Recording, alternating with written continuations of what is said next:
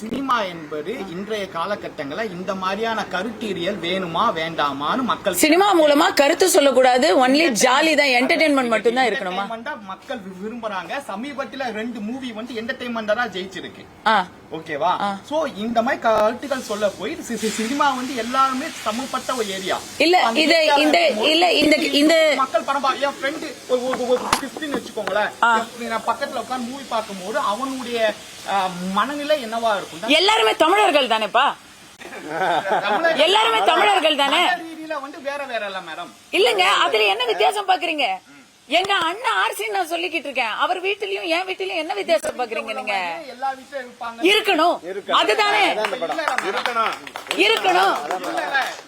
எல்லாரும் இங்கதான் நாம எல்லாரும் தமிழர்கள்ங்கிற உணர்வு வந்துட்டா இந்து முஸ்லிம் கிறிஸ்டியன் அப்படிங்கறது இந்த பாருங்க, தீபாவளின்னு சொன்னா அதுல அலிங்கிறவர் இருப்பாரு, ரம்ஜான் சொன்னா அதுல ராம்ங்கிறவர் இருப்பாரு. நேத்து தான் நான் ஒரு நண்பர் பேச நான் கேட்டேன். இருங்க நான் சொல்றேன், கேக்குறேன். சினிமாவில எதுக்கு அரசியல் கருத்துக்கள், மத ரீதியான கருத்துக்கள், சமூக ரீதியான கருத்துக்கள் அப்படின்னு இந்த தம்பி கேக்குறாங்க. சினிமாவில சொல்லாம வேற எங்க சொல்றது? இல்ல இல்ல, சினிமாங்கிறது மக்களுடைய மக்களை பேசும் மக்களுக்கான ஒரு ஊடகம் சினிமா. அதுல சொல்லாம எங்க சொல்றது? இப்படி அண்ணா நினைச்சிருந்தா ஒரு வேலைக்காரி வந்திருக்குமா? இப்படி கலைஞர் நினைச்சிருந்தா ஒரு பராசக்தி வந்திருக்குமா? இப்படி வெற்றிமாறன் அந்தைய காலம்னு சொல்லாதீங்க. இப்ப வெற்றிமாறன் இப்படி நினைச்சிருந்தா ஒரு அசுரன் வந்திருக்குமா? அசுரனை நாம வேணான்னு சொல்லுவீங்களா? பரியரன் பெருமாளை வேணான்னு சொல்லுவீங்களா? நம்முடைய தமிழ்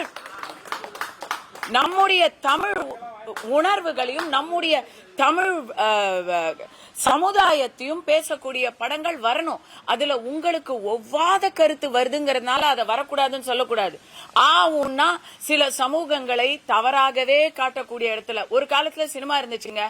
எல்லா வில்லிக்கும் பேரு கிறிஸ்டியன் பேர் வைப்பாங்க, வேம்புக்கு பேரு கிறிஸ்டியன் பேர் வைப்பாங்க ஒரு காலத்துல. அந்த காலம் சொல்லாதீங்க, அந்த காலத்துல செஞ்சது எல்லாம் கரெக்டும் கிடையாது, இந்த காலத்துல செய்யறது வந்து எதுவும் சர்ச்சும் கிடையாது.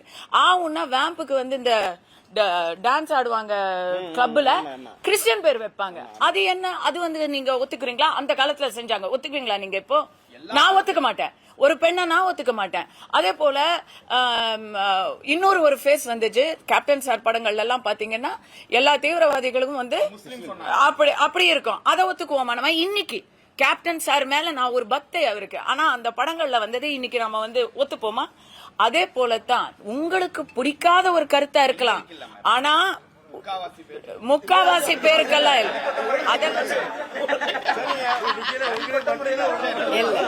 ஓகே, ஒரு எதிர்கருத்து வருது. ஓகே சார், அமைதி. ஒரு எதிர்கருத்து வருது, அந்த எதிர்கருத்தை பேசக்கூட தமிழ் சமுதாயத்துல தான் முடியும். இதே மாதிரி நீங்க கேள்விய வந்து பல இடங்கள்ல கேட்க முடியாது. இன்னைக்கு அமெரிக்கால ஒரு எதிர்கருத்து இருந்தா உடனே நேரா வந்து சீட்டை கழிச்சு ஸ்டூடெண்ட்ஸை டிபோர்ட் பண்றாங்க, யூனிவர்சிட்டிஸ டோட்டலா வந்து இழுத்து மூடுறாங்க. அப்ப அமெரிக்காவில சுதந்திரத்தின் தாயகம்னு பெருமடிச்சுக்க கூடிய அமெரிக்கால அந்த சுதந்திரம் இல்ல. இந்திய நாட்டுல இந்திய அரசியல் சாசனம் நமக்கு அந்த சுதந்திரத்தை கொடுக்குது. யாருக்கும் பிடிக்காத கருத்தை, எனக்கு பிடிக்காத கருத்தை கூட ஒருத்தர் சொல்ல அந்த பேச்சு சுதந்திரத்தை நான் என் உயிரை கொடுத்து காப்பாற்றுவேன் அப்படின்னு வோல்டர் சொல்லி இருக்கிறாரு. அந்த ஒரு விஷயத்த நாம வந்து நான் கேக்குறேன், இந்த படத்துக்கு இவ்வளவு கேள்வி கேக்குறீங்களே, ஒரு குறிப்பிட்ட சமூகத்தை இழிவுபடுத்தி அந்த சமூகத்துடைய பழக்க வழக்கங்களை வந்து ஒரு பிற்போக்குத்தனம் அப்படிங்கிற மாதிரி காட்டி மூளை செலவு பண்ணி படம் எடுக்கிறாங்க. ஏதோ குட் கேர்ள் பேட் கேர்ள் அப்படின்லாம் படம் எடுக்கிறாங்க. தேவையே இல்லாம ஒரு படத்துல கல்யாணமே வரக்கூடாது, எனக்கு தெரியல, அத பட் எடுக்கிறாங்க. அத வந்து முற்போக்குன்னு நீங்க சொல்றீங்க. ஒரு படத்துல கல்யாணமே இல்லாம குழந்தை மட்டும் பெத்துக்கலான்னு படம் எடுக்கிறாங்க. அந்த படத்துல அது ஒரு அழகான லவ் ஸ்டோரி, எனக்கு ரொம்ப பிடிச்ச படம். பட் அந்த படத்துல அந்த ஹீரோயினோட குடும்பம் ஒரு சமூகத்தை சேர்ந்தது அப்படின்னு காட்டுறாங்க. ஏன்?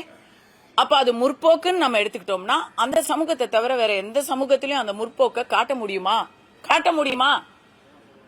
கேள்வி கேட்காதவங்க சமூகத்தை மட்டும் தான் நீங்க காட்டுவீங்க, கேள்வி கேட்கிற எந்த சமூகத்தையும் நீங்க காட்டவே மாட்டீங்க அப்படிங்கிற ஒரு நோய் நம்ம தமிழ் சினிமாவில கொஞ்சம் கொஞ்சமா சிலர் வளர்த்துக்கிட்டு இருக்காங்க.